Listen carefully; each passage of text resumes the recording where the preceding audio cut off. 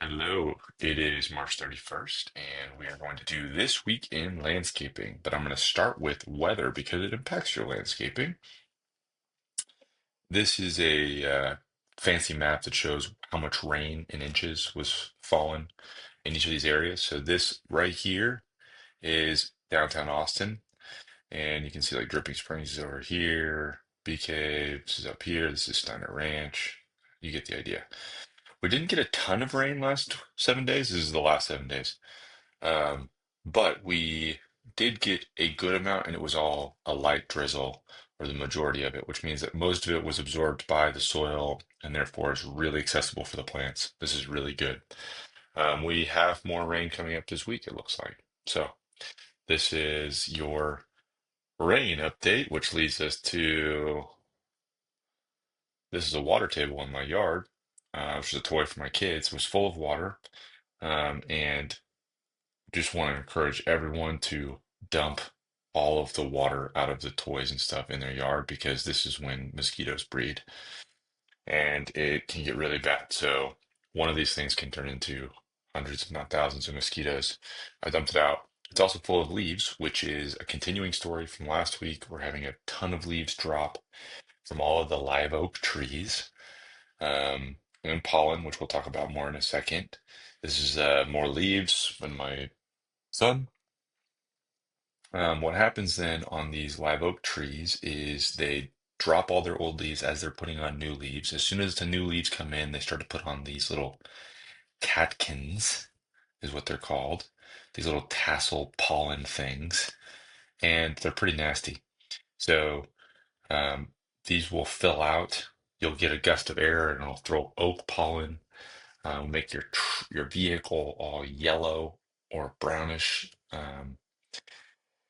If you have oak pollen allergies, this can be a real painful season. Then it drops all these tassels and they get everywhere like leaves. So while we're nearing the end of the leaf drop cycle, we're beginning the pollen cycle. And don't forget, we're also going to get the silkworms coming right after that. So the fortunate thing is with the rain coming this week, it will clean up a lot of the pollen in the air and knock down a bunch of this stuff even as it begins. Here's one more picture of it. This is all very new. This is greenish. They get brown usually. The pollen gets brown before it really drops. This is still the very beginning. So, this is a Monterey oak we planted last year. It's doing great in one of our customers' yards.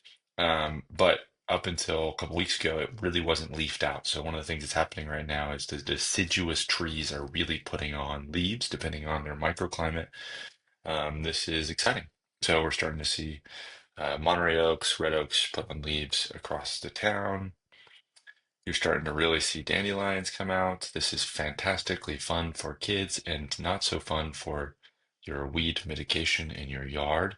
I always think these things are so pretty if you like zoom in on how intricate these are. Amazing. Sorry, this is not the time. Um, The knockout roses are starting to bloom.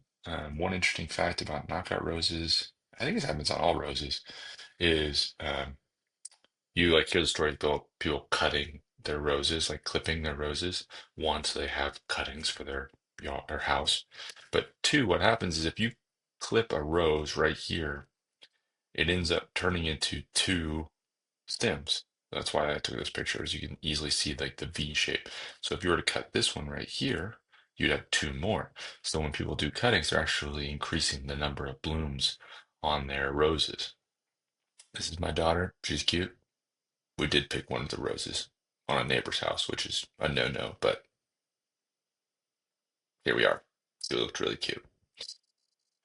This is a sycamore tree in one of the nearby schools. It's still not fully leafed out, but you can see that it is getting close to it. Another deciduous tree that's coming in strong right now. And then we've got this right here. I hate bugs, so I didn't like picking this up, but this is a June bug. And June bugs are harmless. They're like really uncoordinated. They just fly around and like hit windows and stuff. They like to fly around at lights in the evening. So you might have them hit your window at night or whatever. If you want less of them around, turn off your lights at night. But what people often don't know is that these things are the grubs in your yard. The baby of these are the grubs in your yard. And so while we call them June bugs, they actually start coming out in April and May. I guess in this case, the end of March and May. And then their babies really start to cause damage in a yard come like summertime or late summer.